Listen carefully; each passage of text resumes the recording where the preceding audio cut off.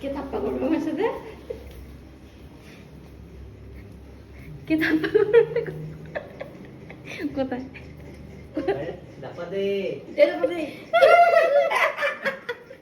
আমাকে ধাপ্পা দেবে?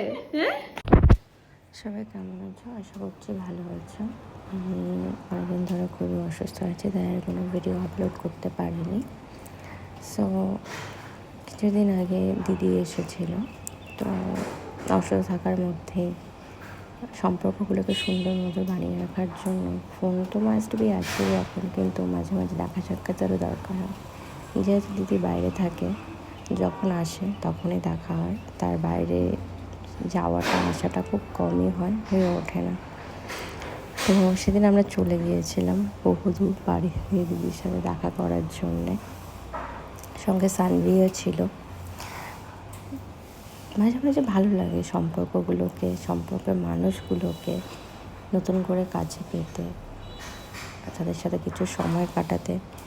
এই সময়গুলোই একটা সময় একটা খুব সুন্দর স্মৃতি হয়ে থেকে যায় যখন মানুষগুলো হারিয়ে যায়।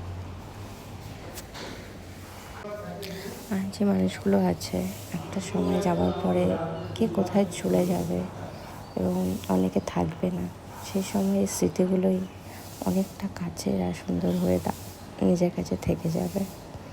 তো আমরা না জানিয়ে গিয়েছিলাম, টোটালটাই সারপ্রাইজ ছিল। তো ঢোকার প্রথমেই জিজুর সাথে দেখা হয়ে গিয়েছিল, আর দিদির এক্সপ্রেশনটা আনএক্সপেক্টেড ছিল। কারণ আমরা গিয়েছিলাম এর জন্য, কারণ রিক খুব অসুস্থ ছিল, সেই জন্য আমরা দেখা করতে গিয়েছিলাম। কেন আসতে পারবে না? আর জলপাইগুড়িতে যা গরম পড়েছে, বাচ্চা নিয়ে ঘোরাটা খুব মুশকিল। আর টাউনে বেশি গরম ভিলেজের থেকে, এটা সবাই জানে। তাই আমরা দিদির শ্বশুরবাড়ি বাণিজ্যিক চলে গিয়েছিলাম, স্পেশালি রিক্সের সাথে আর দিদির সাথে দেখা করার জন্যে। কারণ সবাই বড় হয়ে গেল, সবার মনের কোনো একটা ছোট্ট বাচ্চা থেকেই যায়। ফ্যামিলির লোকেদের দেখে সেটা, সেই এক্সাইটমেন্ট, সেই ভালোবাসা, সেটা বলে বোঝানো যায় না।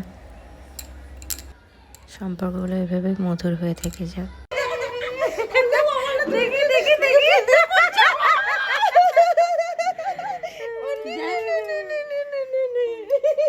আর জিজুর রিঅ্যাকশন ঠাটকা মারা। শিলিগুড়ি থেকে এক ঝাঁক লোক আসতেছে। শিলিগুড়ি থেকে কি আসতেছে? আমার না হইতে পারে, শিলিগুড়িতে আমার একটা কাকা আছে না। রিকা, ও রিকা।